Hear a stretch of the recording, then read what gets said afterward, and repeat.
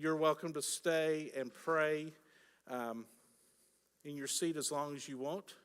No one is going to be ushering you out or trying to push you out. There's no time limit on this service, so feel free to stay as long as you would like. The service will have some noises, some sound effects.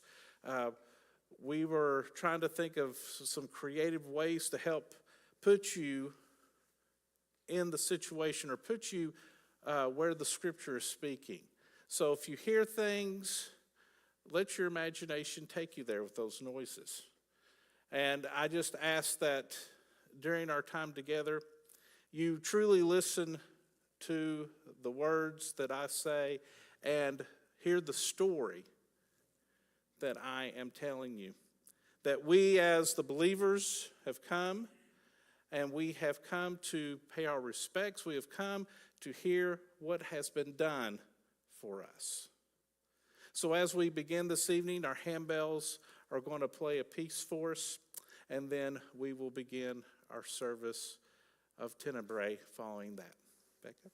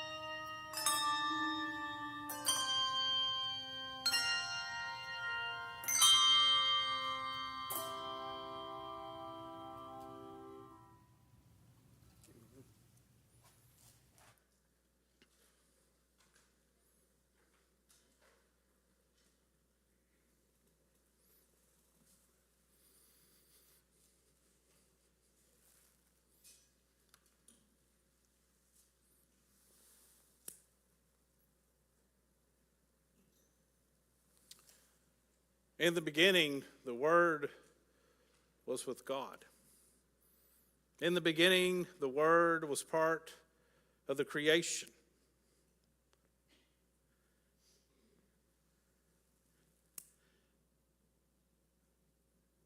Then the Word in the form of Christ comes to live among us. Born of his mother Mary, taught by his father Joseph, a carpenter. Jesus has lived life as we live it. He was a son. He was a friend. He had brothers and sisters. He had teachers. He had a community who helped him grow. And he honored God with everything that he said and did.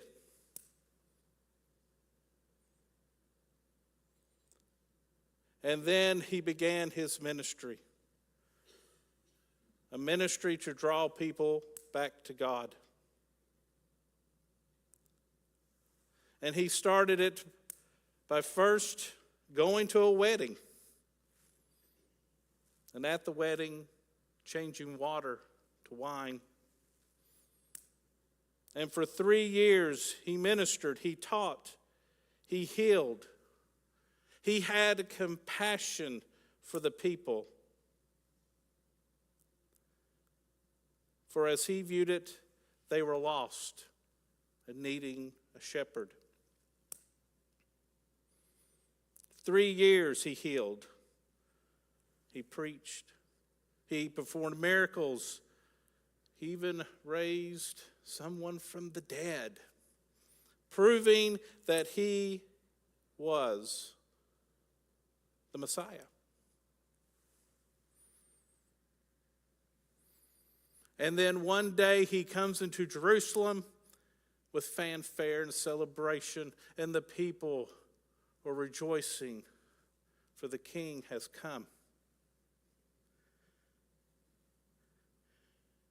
And then he got to have one last meal with his followers, trying to help them understand what is about to happen, what it all means. And we gather here this evening to walk with Christ, to hear ourselves the story. Maybe we can understand ourselves of what has happened.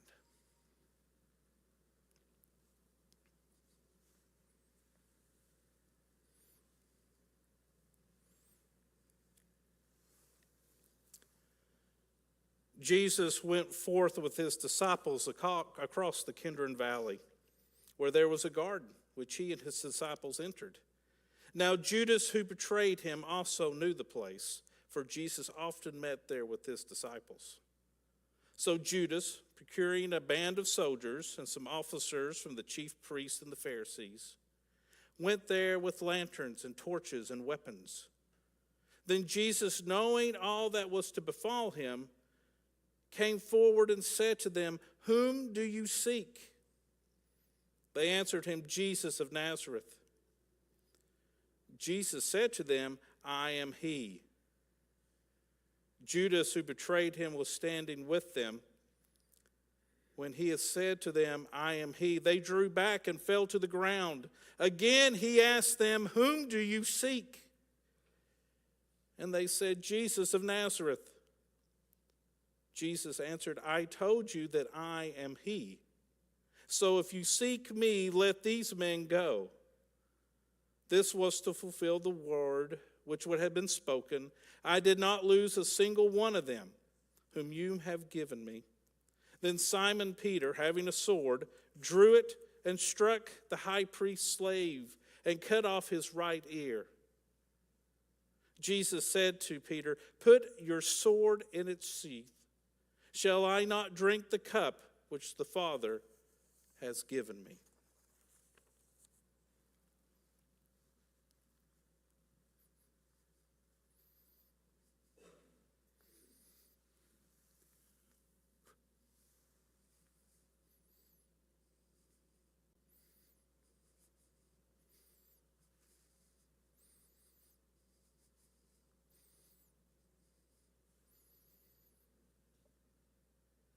So the band of soldiers and their captain and the officers of the Judean authority seized Jesus and bound him. First, they led him to Ananias, for he was the father-in-law of Caiaphas, who was the high priest that year.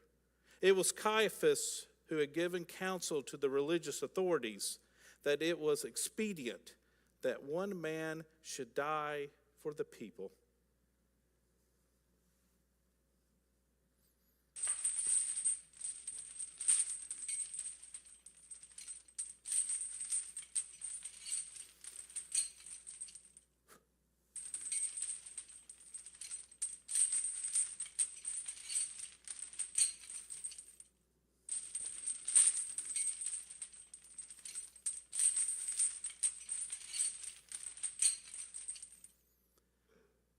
Simon Peter followed Jesus, and so did another disciple.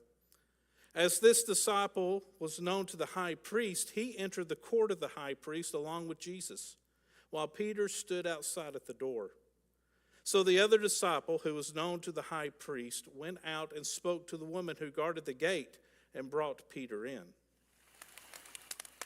The woman who guarded the gate said to Peter, "Are not you also one of this man's disciples?" And he said, "I am not." Now the servants and officers had made a charcoal fire because it was cold, and they were standing and warming themselves. Peter also was with them, standing and warming himself.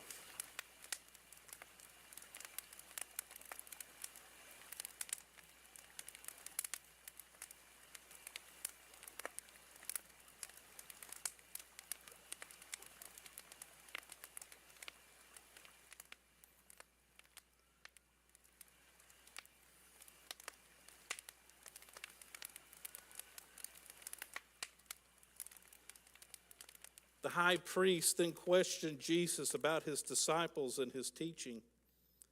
Jesus answered him, "I have spoken openly to the world.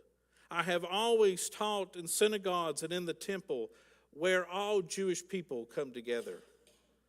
I have said nothing secretly. Why do you ask me? Ask those who have heard me what I have said to them. They know what I have said."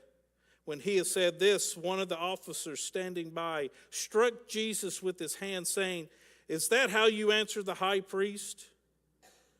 And Jesus answered him, "If I have spoken wrongly, bear witness to the wrong. But if I have spoken rightly, why do you strike me?" Ananias then sent him bound to Caiaphas, the high priest.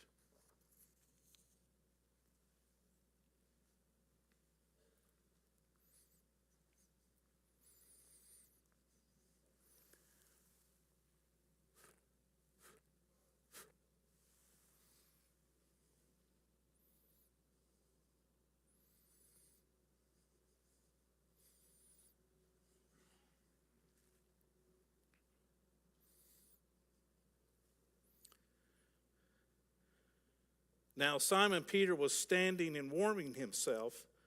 They said to him, "Are not you also one of his disciples?" And he denied it and said, "I am not." One of the servants of the high priest, a kinsman of the man whose ear Peter had cut off, asked, "Did I not see you in the garden with him?" Peter again denied it, and at once the cock crowed.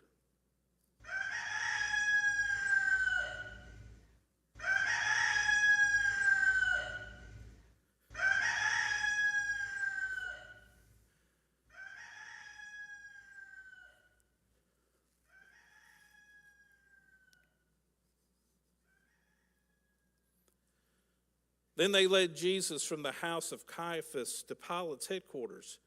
It was early.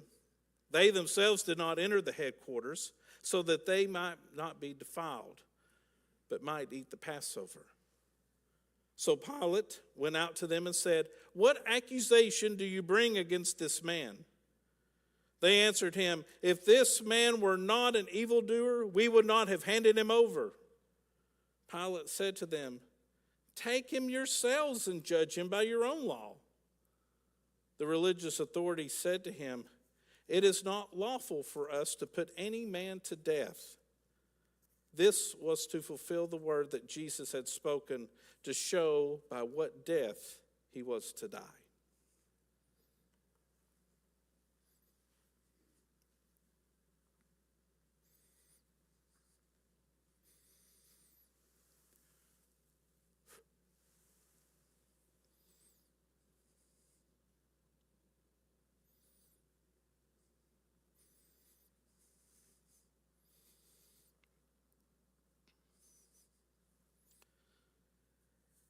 Pilate entered the headquarters again and called Jesus and said to him, "Are you the king of the Jews?" Jesus answered, "Do you say this of your own accord, or did others say it to you about me?" Pilate answered, "Am I a Jew? Your own nation and chief priests have handed you over to me. What have you done?" Jesus answered, "My kingship is not of this world. If my kingship were of this world, my servants would fight that I might not be handed over to the religious authorities. But my kingship is not from this world." Pilate said to him, "So you are a king?" Jesus answered, "You say that I'm a king.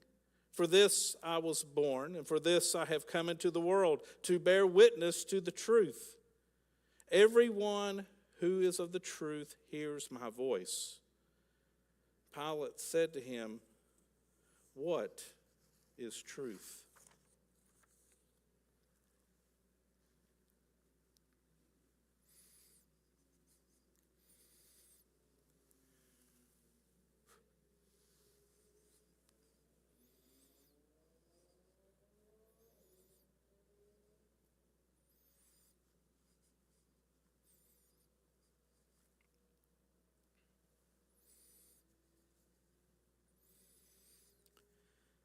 After Pilate had said this, he went to the religious authorities again and told them, "I find no crime in him. But you have a custom that I should release one man for you at the Passover. Will you have me release for you the king of the Jews?" They cried out again, "Not this man, but Barabbas." Now Barabbas was a robber.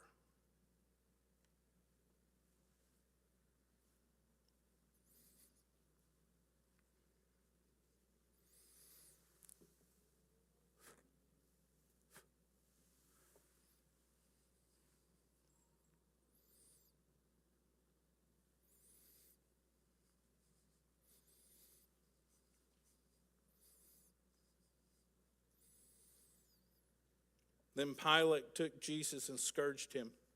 The soldiers made a crown of thorns and put it on his head, and arrayed him in a purple robe. They came up to him, saying, "Hail, King of the Jews," and struck him with their hands. Pilate went out again and said to them, "See, I am bringing him out to you, that you may know that I find no crime in him." So Jesus came out wearing the crown of thorns and the purple robe. Pilate said to them, "Behold the man." When the chief priests and officers saw him, they cried out, "Crucify him! Crucify him!" Pilate said to them, "Take him yourselves and crucify him, for I find no crime in him." The religious authorities answered him, "We have a law, and by that law he ought to die, because he has made himself the Son of God." When Pilate heard these words, he was more afraid. He entered the headquarters again and said to Jesus, "Where are you from?" But Jesus gave no answer. Pilate therefore said to him, "You will not speak to me? Do you not know that I have power to release you and power to crucify you?" Jesus answered him, "You would have no power over me unless it had been given you from above. Therefore, he who delivered me to you has the greater sin."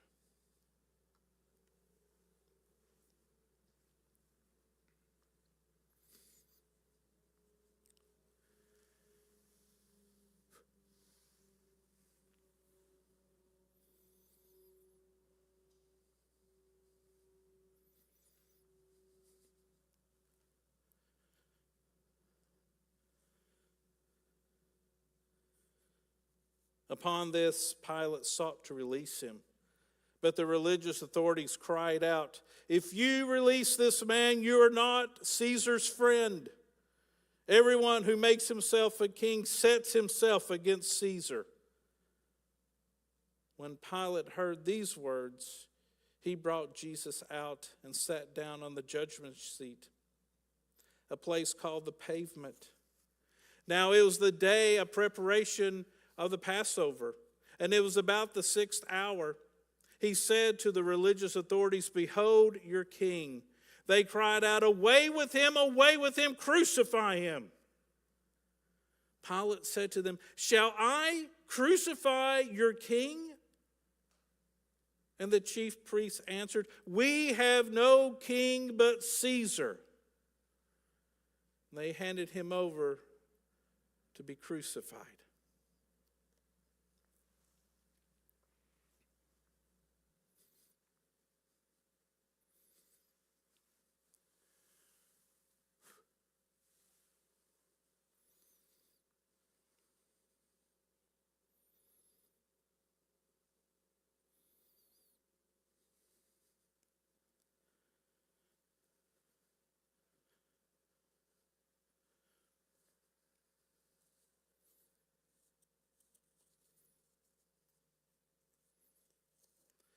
So they took Jesus, and he went out bearing his own cross to the place called the place of the skull, which is called in Hebrew Golgotha. There they crucified him, and with him 2 others, one on either side, and Jesus between them. Pilate also wrote a title and put it on the cross. It read, "Jesus of Nazareth, the King of the Jews." Many of the Judeans read this title, for the place where Jesus was crucified was near the city. It was written in Hebrew, in Latin, and in Greek. The Jewish chief priest said to Pilate, "Do not write the King of the Jews." But this man said, "I am the King of the Jews." Pilate answered, "What I have written, I have written."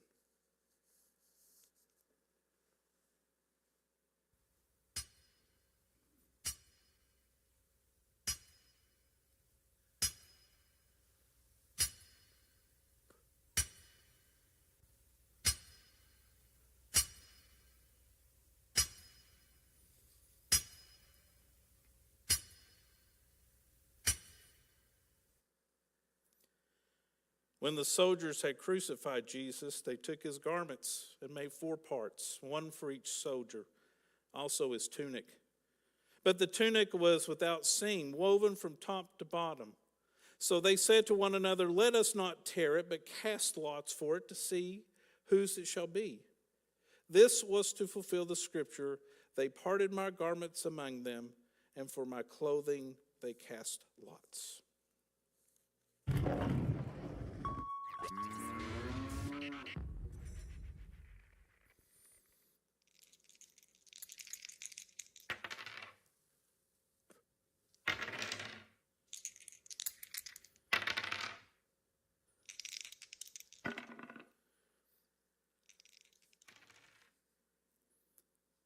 So the soldiers did this, but standing by the cross of Jesus were his mother and his mother's sister Mary, the wife of Clopas, and Mary Magdalene. When Jesus saw his mother and the disciple whom he loved standing near, He said to his mother, "Woman, behold your son." Then to the disciple he said, "Behold your mother." And from that hour the disciple took her to his own home.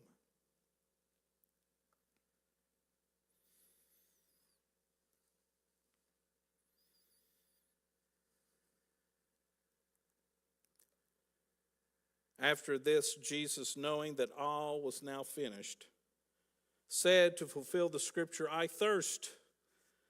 A bowl full of vinegar stood there. So they put a sponge full of vinegar on the hyssop and held it up to his mouth. When Jesus had received the vinegar, he said, "It is finished." And he bowed his head and gave up his spirit.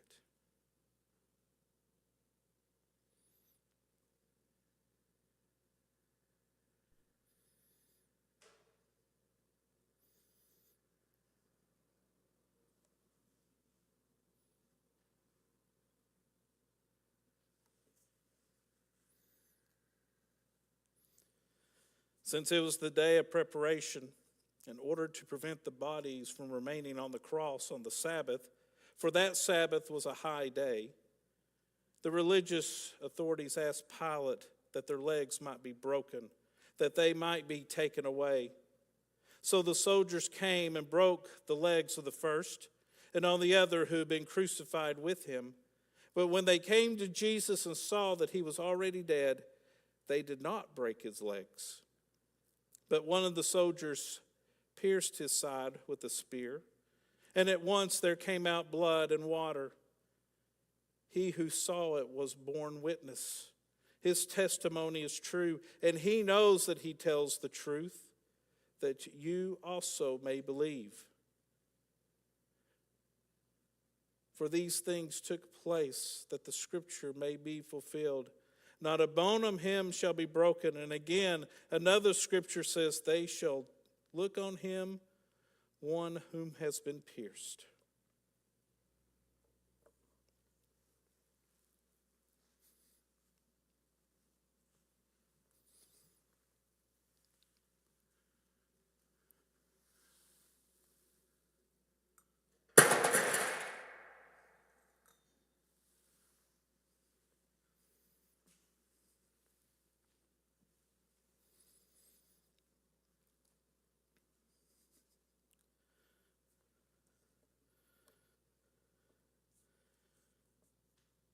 After this, Joseph of Arimathea, who was a disciple of Jesus, but secretly for fear of the religious authorities, asked Pilate that he might take away the body of Jesus. And Pilate gave him leave. So he came and took away his body. Nicodemus also, who at first come to him by night, came being a mixture of myrrh and aloes, about 100 pounds weight. They took the body of Jesus, bound it in linen cloths with the spices, as is the burial custom of the Jews. Now in the place where he was crucified, there was a garden. And in the garden a new tomb, where no one had been laid. So because of the Jewish day of preparation, the tomb was close at hand. They laid Jesus there.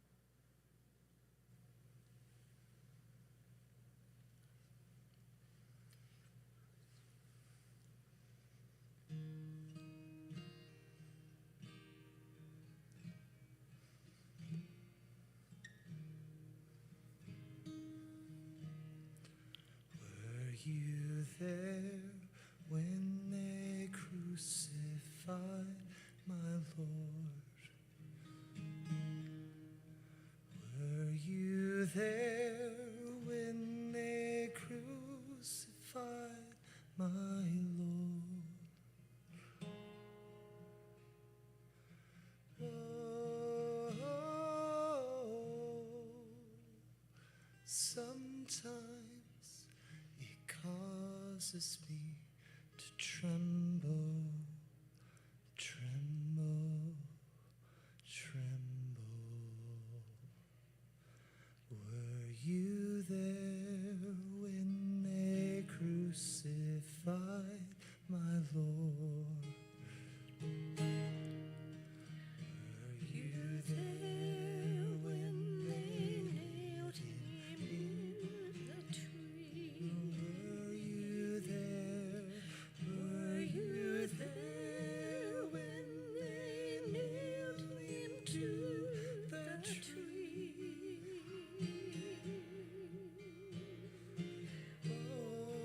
Oh, sometimes it causes me to tremble, tremble, tremble. Were you there when they nailed him to the tree? Were you there when they pierced him in the side? Were you there when they pierced him in the side?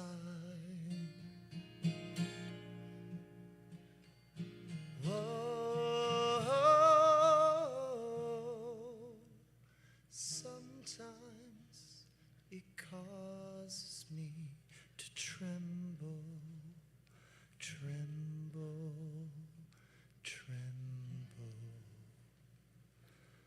Were you there when they pierced him in the side? Were you there when the sun refused to shine? Were you there when the sun refused to shine? Oh,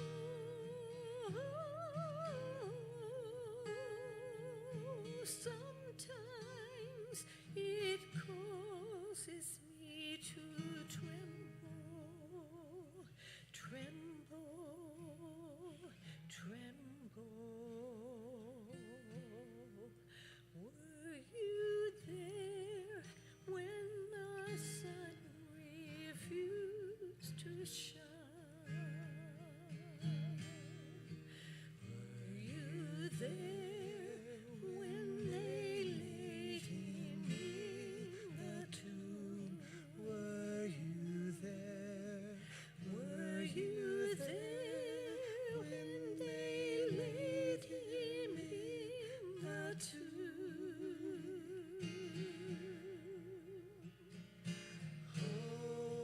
Oh, sometimes it